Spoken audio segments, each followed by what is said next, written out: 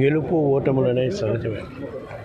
కానీ మన రాష్ట్రంలో ఈ ఎలక్షన్స్ తర్వాత, మరీ ముఖ్యంగా కౌంటింగ్ తర్వాత రాష్ట్ర వ్యాప్తంగా వైఎస్ఆర్ కాంగ్రెస్ పార్టీ నాయకులపై, కార్యకర్తలపై, వైఎస్ఆర్ కాంగ్రెస్ పార్టీ నాయకుల ఆస్తులపై, ప్రభుత్వ ఆస్తులపై జరుగుతున్న దాడులు చూస్తే చాలా ఘోరంగా ఉంది పరిస్థితి.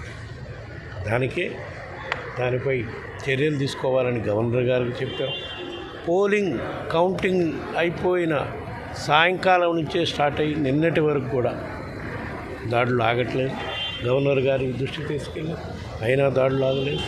అందుకని ఢిల్లీ వెళ్ళి రాష్ట్రపతి దృష్టికి, ప్రధానమంత్రి దృష్టికి, హోంమంత్రి దృష్టికి కూడా ఫిర్యాదులు అందించడం జరిగింది.